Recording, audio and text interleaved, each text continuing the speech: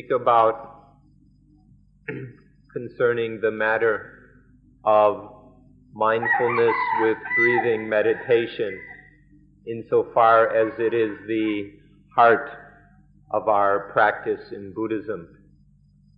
The essence or heart of Buddhist practice is called anapanasati, or mindfulness with breathing in and out. Anapanasati means to be mindful with every inhalation and exhalation. Anapanasati is a system of contemplating the breathing that is improved and refined in the best possible way. This way of practice was advised by the Buddha as something that all serious practitioners should try. This practice of observing the breathing and improving the breathing goes back very far in Indian culture. It comes way before Buddhism, in fact.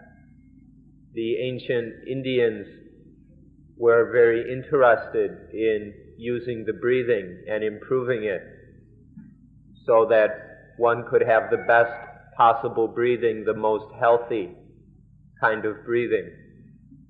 And although their interest in mindfulness with breathing was largely on this beginning level of making the breath as good as possible, as healthy as possible, there were nonetheless many benefits from doing so, even though it wasn't yet on a higher Dhamma level. And so this is a kind of knowledge and practice that goes back very far, way before the Buddha's time even. It's something that has had a lot of importance in India for thousands of years. Of course, all kinds of human development depend upon the past, upon our human ancestors. For example, the ability of humanity these days to build these 100-story skyscrapers.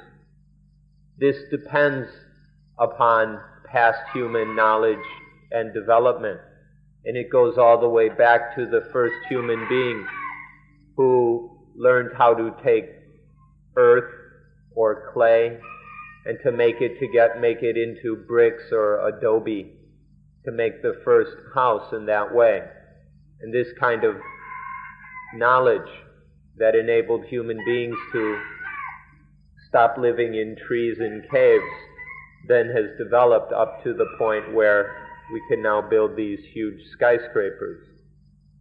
This all development, whether in the physically and socially or whether mentally, depends upon our human past in this way.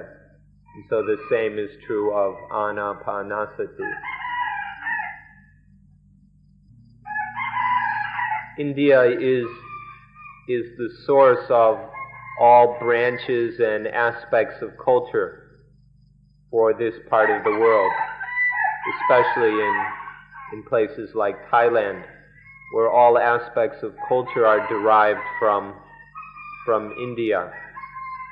And this Indian culture is incredibly vast and has explored all possible areas of human experience, including that of the breathing. And so, since long ago, they have experimented with or explored and developed the breathing in a way that has evolved this system of practice called anapanasati.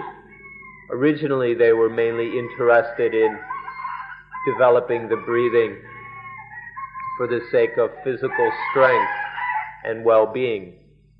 But then eventually they discovered that this observation and refining of the breathing can also develop a mental strength. And then they took this further to developing strange mental powers.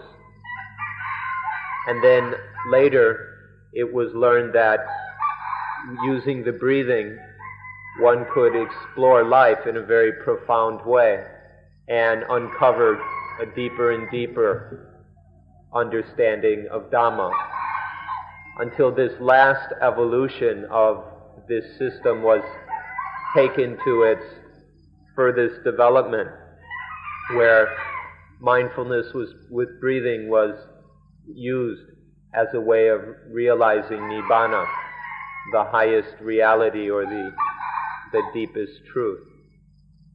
So one should understand how this practice of anapanasati has evolved in this way, that this is how it has come about, and so that we can appreciate what this practice means and the possibilities contained within it. Most of all, the potential for realizing the deepest truth of human existence. So from this description you can see that three stages of the use of mindfulness with breathing, of anapanasati. First, it was used primarily for developing physical strength and power. Later, it was used, seen that it can be used to develop mental powers. But then finally, in its highest development, it can be used for the development of spiritual power. Spiritual power here just means the complete or sufficient mindfulness and understanding that allows us to cut or destroy all human problems. So anapanasati was developed into this spiritual strength that allows us to see through and eliminate all our problems. Back in the times when anapanasati was primarily used for mental powers,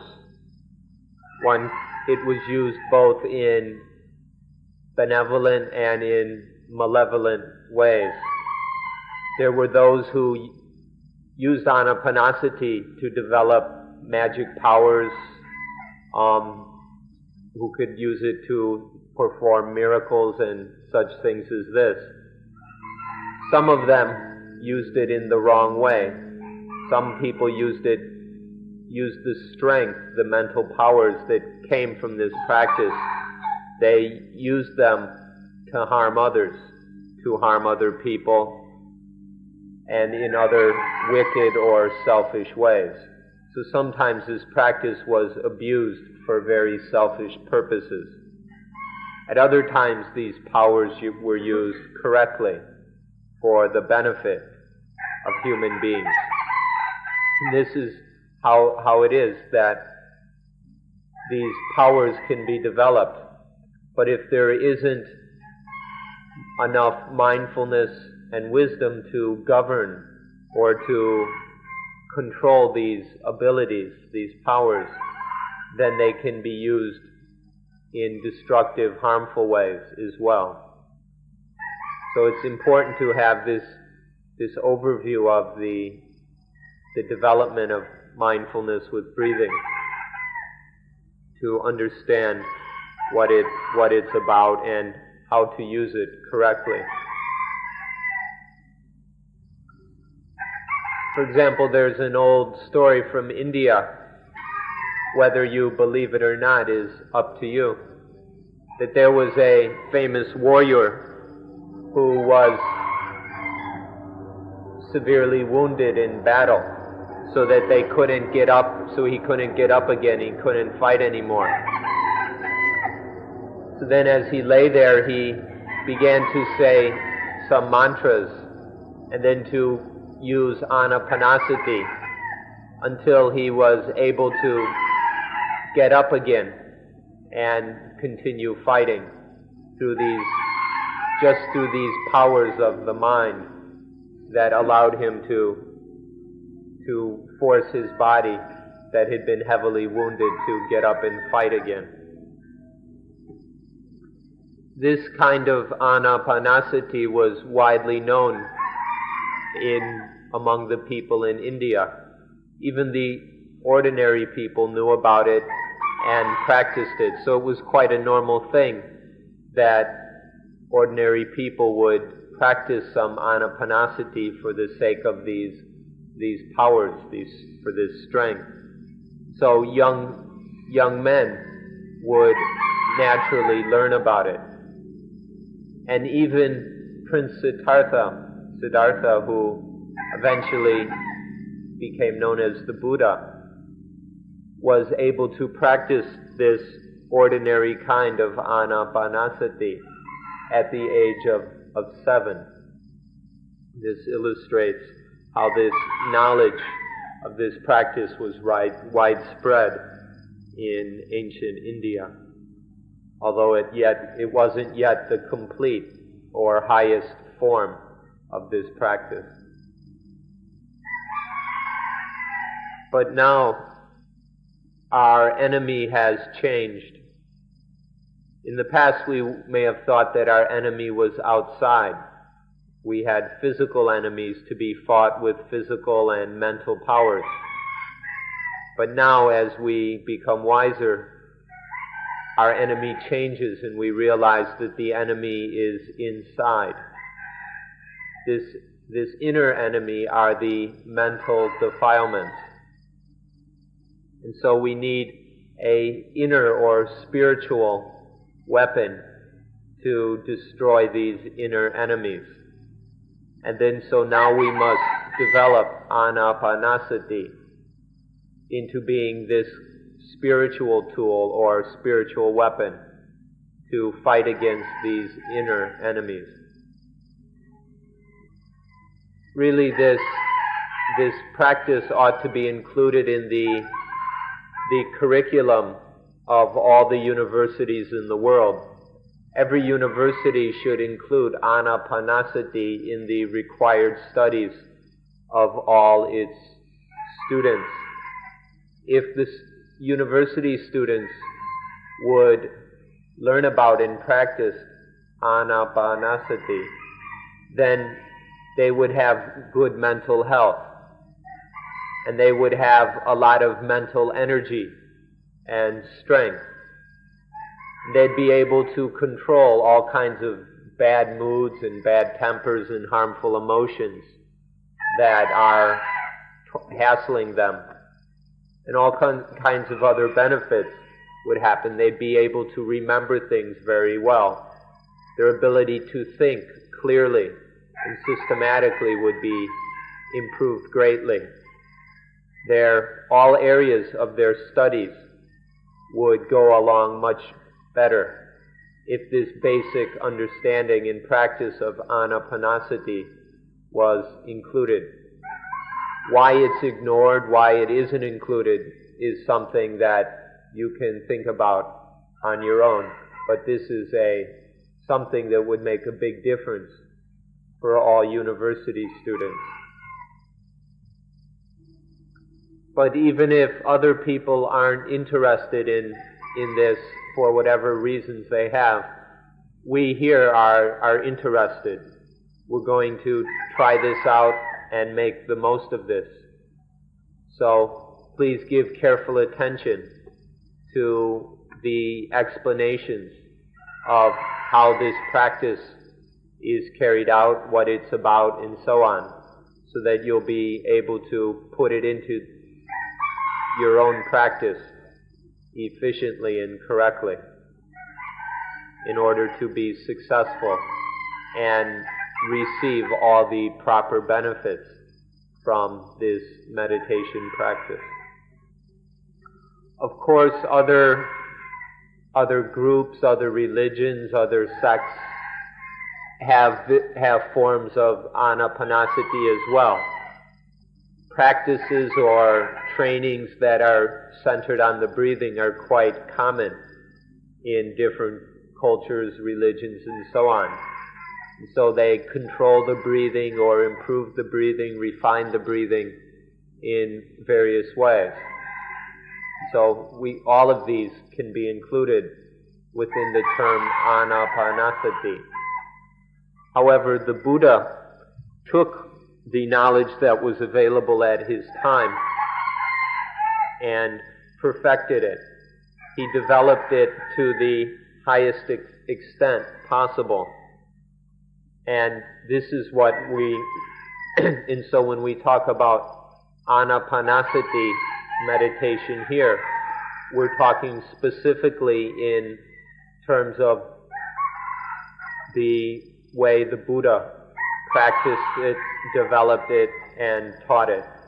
Although there are many other forms, we're talking specifically about the form that the Buddha perfected.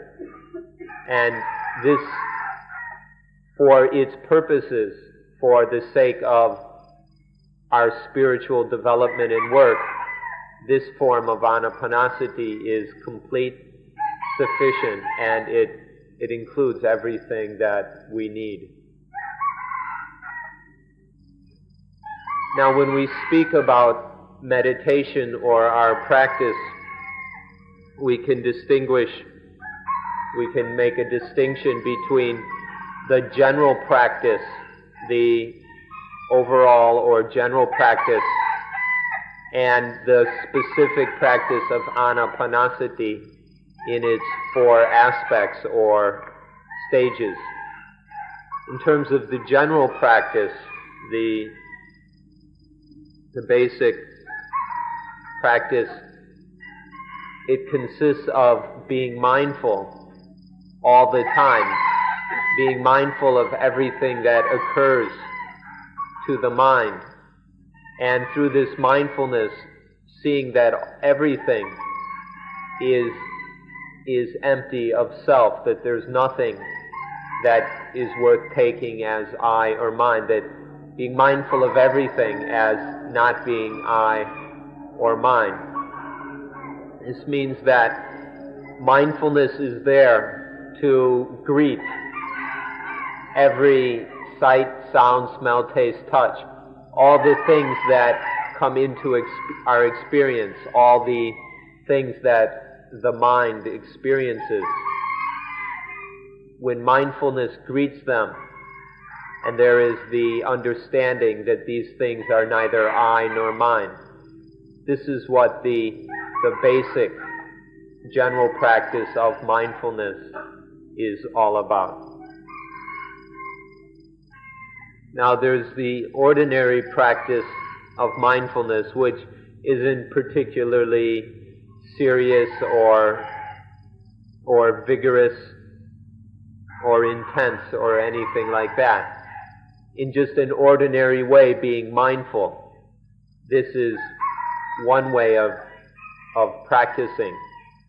But if we're really serious about these things, if we have a strong desire to train and develop the mind, then there's a higher level of practice, a stronger, more vigorous way of practice. And this is to be mindful every inhalation and every exhalation. To just be mindful in a general way can be kind of loose and relaxed and is maybe suitable for many people. But for those who are really committed and want to practice with great sincerity, then one ought to practice on this more complete level where there's mindfulness from moment to moment without any gaps or blind spots. And this is to practice to be mindful while breathing during every inhalation and every exhalation. a basic principle of practice is to practice in the following way, that to realize that everything that happens to the mind is either that everything that makes contact with the mind is rupa, or is matter, is form. And then that the experience of the mind, the feeling or knowing of that thing by the mind, is called nama, or mentality, consciousness. That whatever is happening, whatever is occurring in the mind or toward the mind, to the mind, is either matter, materiality, or consciousness, mentality. If there is mindfulness of everything in this way, of all the experiences, all the objects that make contact with mind, if there is this mindfulness that it's either matter or mentality, it's just nama or rupa, then no self, no ego consciousness will arise. This is a basic principle of all meditation practice, to have this basic mindfulness. Now, in the complete approach to practice, if we're really going to get serious about investigating life, then this system of practice must cover 4 areas. We could say there are four aspects of life to go into. The first is the body. This body has to be investigated thoroughly. Then there are the vedana, or the feelings of pleasure, displeasure, and kind of an ambiguous one. Then there is the mind itself, the third thing to be investigated and understood is the mind itself. And then last are basic facts of nature, which we call Dhamma, or natural truth. A complete practice, a thorough meditation practice will include all 4 of these: the body, the feelings, the vedana, the mind itself, and then natural truth. Please consider all 4 of these things so that you see their importance and see why it is so crucial that we investigate all 4 of them sufficiently. For the body, this is the foundation of life. This is where life depends on this body. And so this is where we begin our study and practice. And then there are the feelings of pleasure and displeasure that are constantly felt about this body. And so this comes next. Then is the mind, that which knows, that which experiences, the center of our life and experience. This needs to be investigated. And then last is Dhamma, or natural truth. If we're going to live life successfully, we have to understand what natural truth is. So all 4 of these are crucial. And so we will go into all of them in our practice. A refined understanding of these 4 things will show that how they're connected, how inseparable they are. As we said, it begins with the body. And then there is feeling. Body and feeling are inseparable, because whenever there's physical or bodily experience, it will have a feeling to it of some kind, whether agreeable or disagreeable. When there's body is the basis for feeling. If there's body, there will be feeling. And so we just can't separate the two. And so this shows how these two are connected. And then it's the mind that feels. It's the mind that experiences the body. And so the mind must be able to deal correctly with this physical experience and with the feelings about this experience. However, if the mind can't deal with these things properly, then all kinds of problems arise.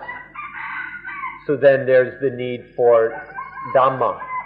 Dhamma is the correct understanding that will enable the mind to deal with the body and deal with the feelings correctly. So all four of these are connected in this way. It's impossible to separate them. And so to deal with life properly, we need to examine all of these inseparable aspects of life. Although in practice these things are inseparable, of course in theory we can talk about them separately. We can distinguish between them and examine them separately. But of course, once we come to practice, they won't be absolutely distinguishable or separable. So let's look at the body first. Now the first thing to study is in Pali called the Kaya. Kaya, this is what we translate as body. But literally the word Kaya means group. It means, the literal meaning is group. Of course the word body in English also has this meaning of being a group. So please understand it in this way when we talk about the body. Now, when it comes to the Kaya, there are two groups that are of most importance. There are two groups that we will study specifically. The first group is this physical body, this group of all the things that make up our physical body. And then the second Kaya is the breath. The breath is a group of things. This breath that nurtures, that sustains the body. This is the second group. These are the two things that we will study in the first part of the practice, dealing with the Kaya. Now what's important in getting to know these two groups is seeing how the breath group can regulate or control the body, the flesh body group.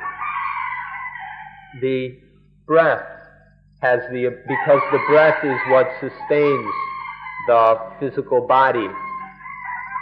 The breath has the ability to regulate it or govern it. And so this is what we will investigate and train in the ability of using the breath group to control and master the body group. An example of what we're talking about is that when the body is disturbed or agitated, there isn't any tool or machine we can use to get rid of that disturbance. However, we can use the breathing as an inner tool to calm down, to control and calm down that disturbance of the body. This is the kind of knowledge and understanding we need about these two groups, the body and the breathing groups, to be able to see how it is that the breath can control the body. Because the body depends on the breath, because this flesh and blood body is sustained and nurtured by the breath, this gives the breath the ability to regulate and control this flesh and blood body. And so once we see this, we can practice until we're able to use the breathing to control this physical body as we need.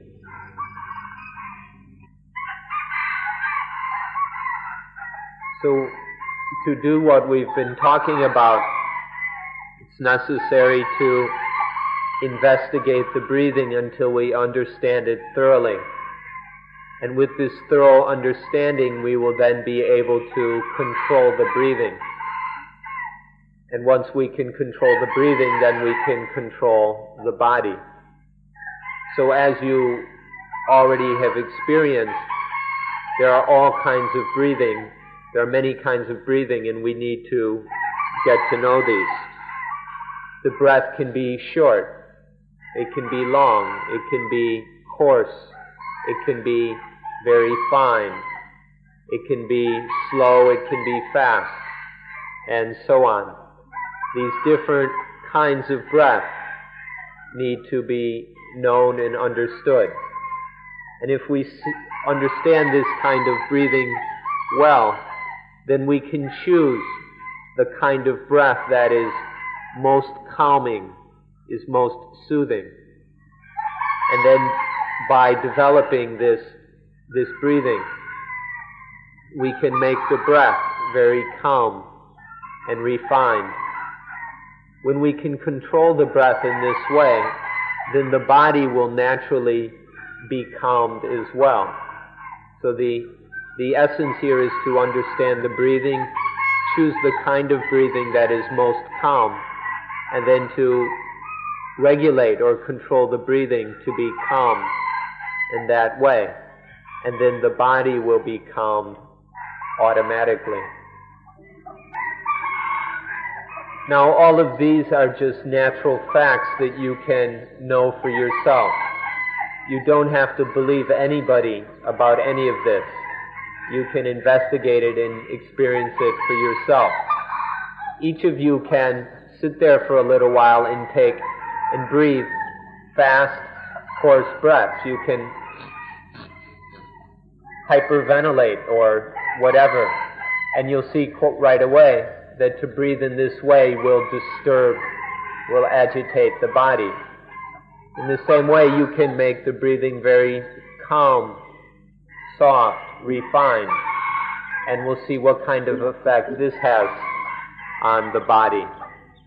So there's no need to believe anybody. To just believe someone about all this would be absolutely stupid and infantile. Instead, one can investigate it and know these things for oneself, and then put it into practice for one's own benefit. There are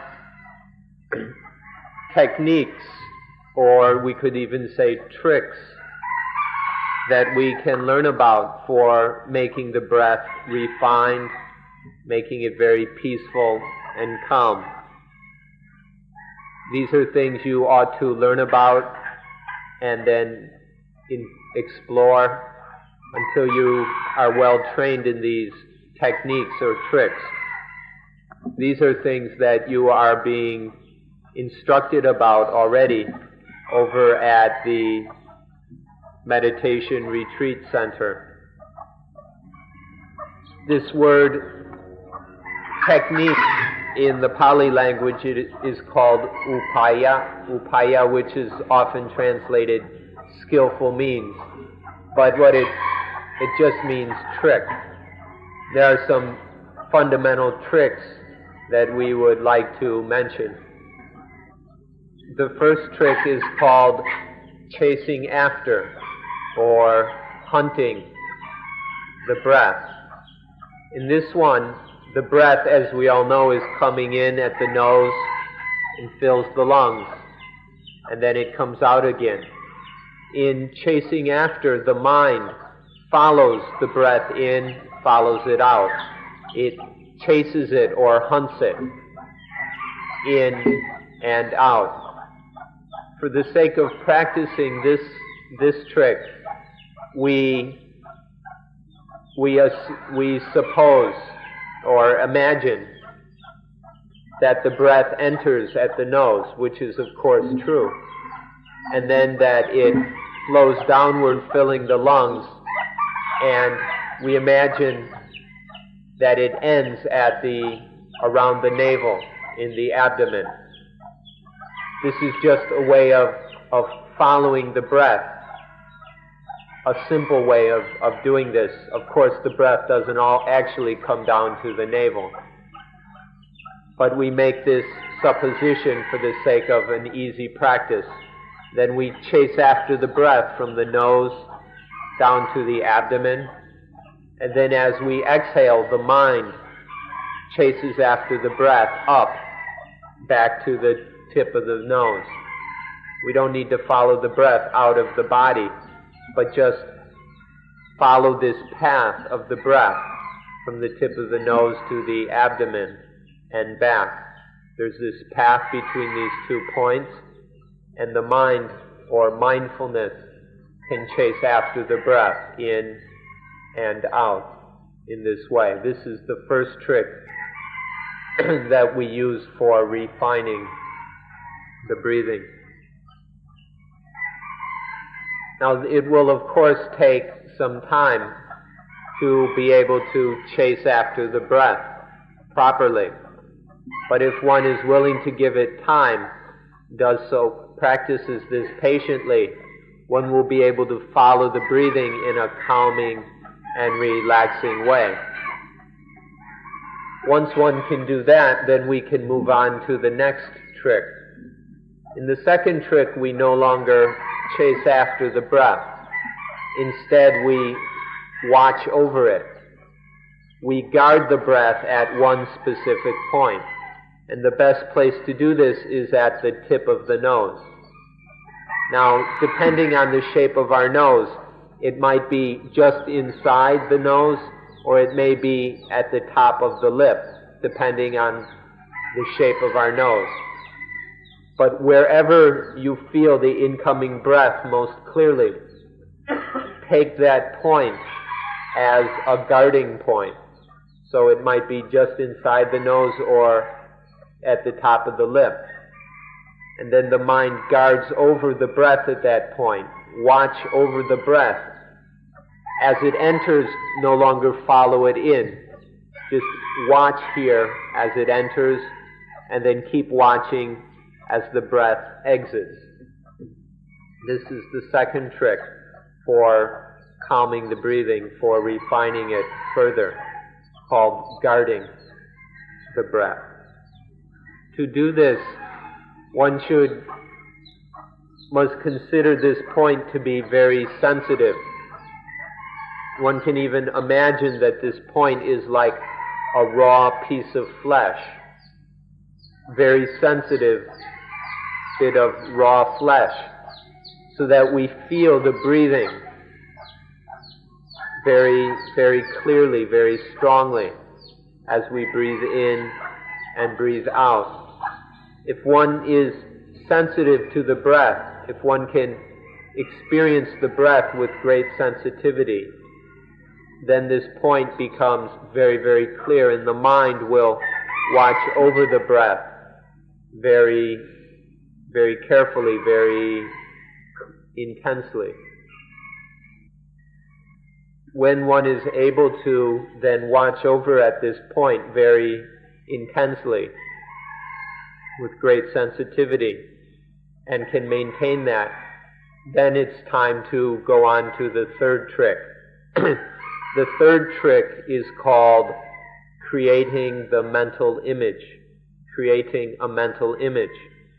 And what this means is that right here at this point where we've been watching, the mind creates a mental image. This mental image is like a visual image that seems to appear at this point.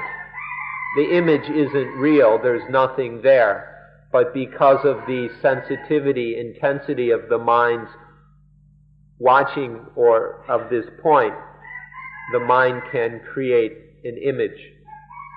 These images are talked about as being, they can be a red point or a green dot or a sphere that is yellow, red, green, white.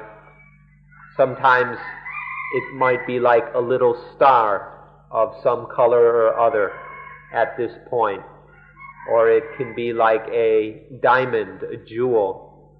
The shape of the image will depend on each person's mind and conditioning, but to create some image there at that point. Now this is done intentionally by the meditator, but however it's not done in a crude way. It takes a very refined mind, and then the mind kind of inclines towards this image, and then the image arises. So it's something to be done in a very refined way. This creating this mental image is the third trick. At this point, it's good to remember the principle of the little bird. If you hold it too tight, you'll crush it. But if you hold it too loosely, it will escape from between your fingers. To create the mental image at this point takes a very refined mind. It takes great skill. If you do it in a forceful, aggressive, or impatient way, it will be impossible. If you do it with any greed of I want to get or have this image, then it will be impossible. It's futile to try and create the image in such a crude way. The mind must be very refined, very calm. But then out of this sensitivity of the refined mind, the mind can make this image appear. The fourth trick is even more difficult than the previous one. It's called controlling or mastering the mental image. Once this mental image has arisen, this thing can change. And changing it however one wants is what this fourth trick is about. To enlarge it, increase its size, or to shrink it, to make it change colors, or to have it float up or down or sideways or back and forth. To change this mental image in various ways is called controlling or mastering the image.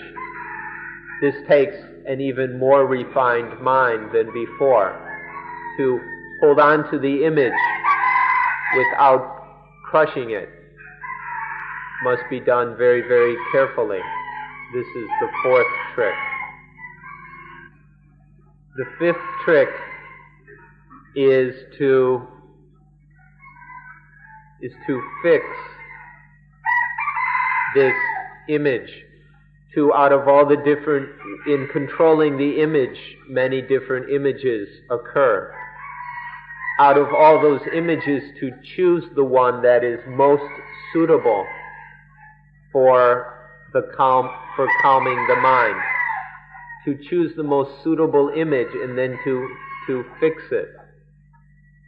And when this happens, the mind becomes what is called ekaggata.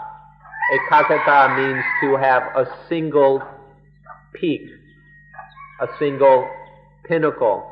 This means the mind has one focus, but it's like the peak of a mountain. It's a high, very refined focus. It's not some focus down in the dirt. When the mind has this single focus or this single peak, this image will be used to develop that kind of mind. So the mind selects and then fixes the most refined, the most calming image. And then, by focusing upon it, the mind will develop this quality or this characteristic of ekagata. The mind has this single focus or peak. And then in this way the mind will successively become calmer and calmer according to the nature of concentration. So through these different tricks there are 3 stages of images. The first image is a physical image, is the actual physical experience of the breathing. This is the crudest, most basic image. Then there is the mental image that is created. The first mental image that arises is somewhat spontaneous, and its exact form or shape or color is not really in our control. Just an image is created. This is the second level of image, and it's a mental one. And then the third, the highest, most refined image is the one that can be controlled at will, that can be controlled, selected, fixed. This is the most refined of the images because the last one is completely within the mind's power. For each of these 3 images there are technical terms in Pali which we'll mention for those who are interested.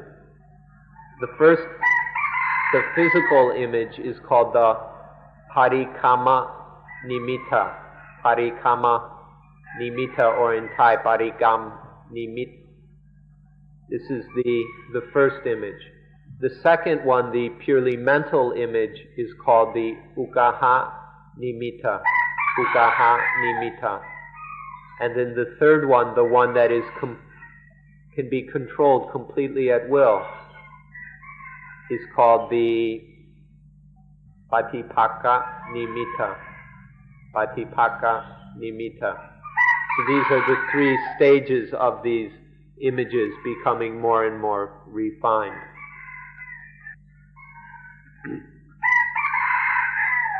So, with these 3 successive tricks regarding the images, until we come to this highest, most refined image, this is the fullest development. This is the end point of our training with the body, with the breathing.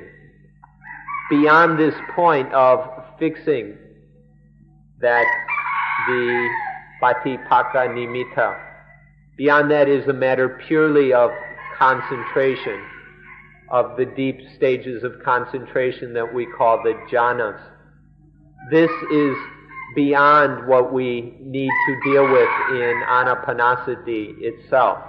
And so we can leave an explanation of these states of concentration for another time. The development of the breathing, the refining of the breathing, the controlling of the breathing and controlling the body ends with the fixing of the very refined images we've described. So this concludes the first set of practices, or the first part of the practice regarding the Kaya, the body. This is done always through mindfulness of the breathing. Throughout all these tricks, there is always mindfulness of the breathing in and the breathing out.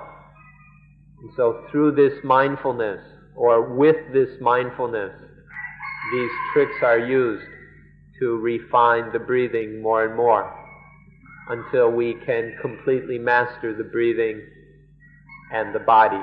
We can master these 2 bodies or groups, the breathing and the flesh and blood body.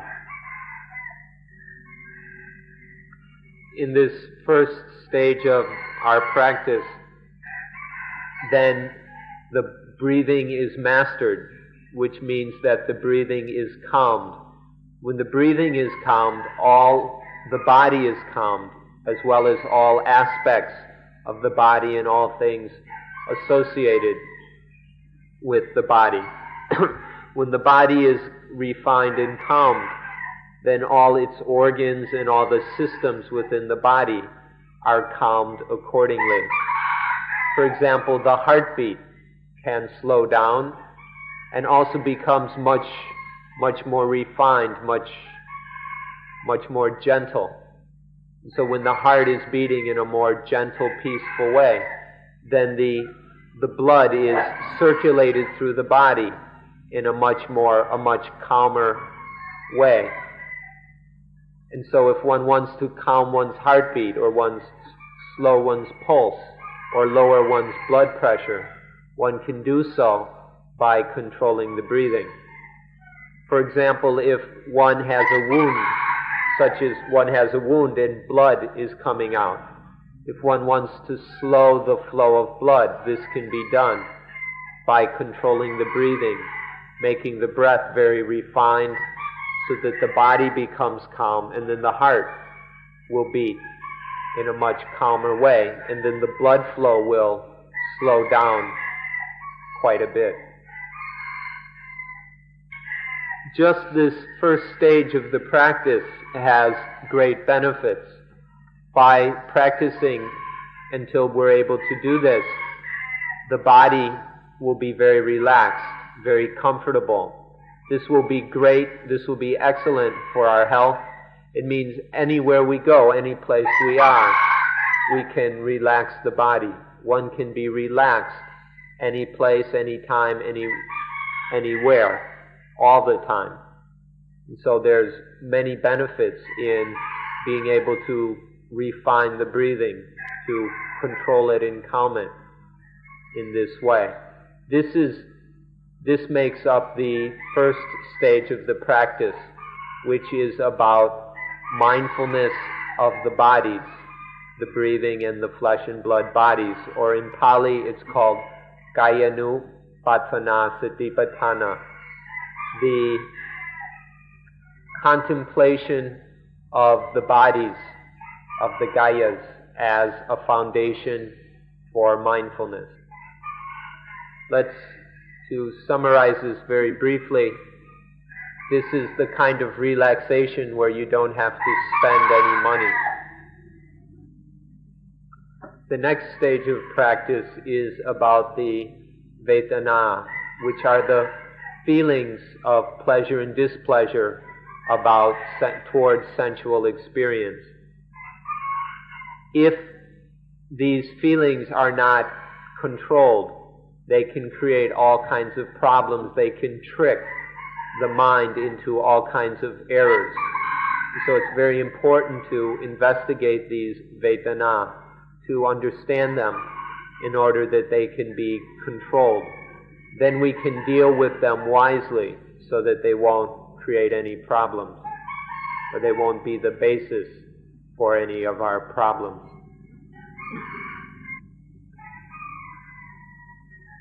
The first thing we'd like to talk about these Vedana is what we can call gladness, or we could call satisfaction. This is this pleasant feeling of satisfaction that arises.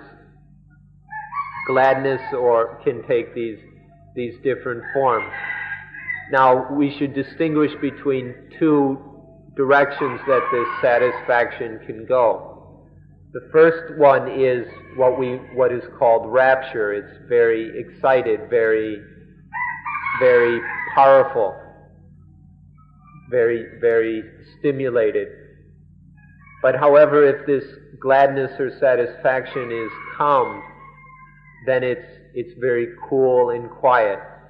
It's what we could call contentment. To understand these two possibilities and the difference between them is the first thing to investigate when we come to study the feelings. So there are these two kinds of feelings. for us to check out. The first is the excited, vibrant, stimulated kind. In Pali, this is called piti. Piti. It's this very vibrant or excited kind of gladness. And then the second one is called sukha. Sukha is a much calmer, cooler kind of joy. We must investigate both of them.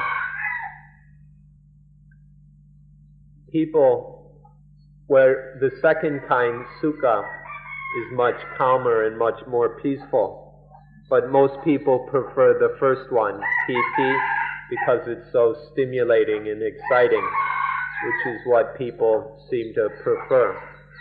We need to be able to notice how the attraction of the two differs and how we react to them differently. To see the difference between the feelings themselves and then the difference between our reactions towards them. This is a necessary part of our practice. If one examines carefully, we'll see that one is enslaved to this piti, this stimulating joy, much more than to sukha, the calm, quiet joy. One needs to be able to control this, control both of them, in order to move on to further stages of the practice. The different aspects of this practice are interrelated. The earlier parts are a foundation for the later parts, or the later lessons are built upon the earlier ones. For example, in the controlling, refining, and calming of the breathing, which we talked about a little while ago, this will lead very naturally to a sense of satisfaction that one is able to do this, and one will be very satisfied. One can become very joyful about the calming of the body. It feels very good, and then satisfied with that one has been able to train to this extent. And so through the first part of the practice, one is this sense of gladness, this feeling of gladness will arise naturally, or one can say that it can be summoned whenever one wishes. And so once there is this ability to create or to summon this gladness, this piti, then one can study it. One can, while breathing in and out, experience this gladness in the mind, taste what it feels like, see how it affects the mind, see how the mind reacts to it. One can do this because of the previous practice has enabled one to then investigate this piti, this excited gladness. If we practice in this thoroughly, then we will become masters of the vedana, of these feelings, of all feelings. One will be able to summon up this piti, this sense of satisfaction, this feeling of satisfaction whenever one wants. One can summon it directly, just immediately, spontaneously make the mind satisfied. If one isn't able to do it quite so instantaneously, then one at least has the ability to, by calming the breathing, to create this feeling of satisfaction. When one can do this, when one can summon satisfaction either instantaneously or through calming the breathing, then one can also refine that satisfaction further to calm it into the very cool, quiet joy that we call sukha. Remember that the satisfaction or gladness can be exciting and stimulating. or we can take it and calm it so that it's very cool and quiet. The first one is called piti, the second is called sukha. When we can summon up these feelings and control them like this, this is called mastery over the Vedana. We become masters of the feelings. Once these feelings can be summoned and controlled, the next thing to do is to examine them thoroughly to know exactly what they are, to see what function they perform in the mind or to the mind. This is to see what influence or power they have over the mind. If one looks into them, investigates them, then what one will learn is that they are conditioners of the mind, or we can say concoctors. They have the power to concoct the mind, to concoct, to create. These feelings will spawn thoughts and emotions in the mind. This ability of them to condition, to concoct the mind, this is what their function is. And this is what we must see very clearly. The third lesson regarding the Vedana is to be able to control that concocting of the mind, in seeing how the feelings, these happy feelings, condition the mind, how they influence, seeing this power they have over the mind, then we need to be able to control that completely, to the point where we can calm this influence of the feelings to the degree that they have no power over the mind. As long as these feelings can concoct our minds, we are slaves to the feelings. They'll keep us running around chasing after things in the hope of getting these feelings. But when we can control this concocting of the feelings, then the mind can be free of the feelings. And this is the third lesson regarding the Vedana. And then this third lesson completes the second stage of mindfulness with breathing meditation, that which is about the Vedana, which in Pali is called Vedanupassana Satipatthana, the contemplation of the feelings, foundation for the establishment of mindfulness. So in short, what this second tetrad of practice is about is knowing what these feelings are. Second, knowing what their function is, that is, how they influence the mind. And third, controlling, mastering that function, mastering this influence they have over the mind. Today's talk has gone on quite long. We've more than used up our time. But we've only gotten through half of what our subject. So we'll have to leave the other half until tomorrow. So we'll stop now. We're afraid that if we don't, that you won't be good listeners for very much longer. So we'll call it quits right here and see you again tomorrow. That's all for today.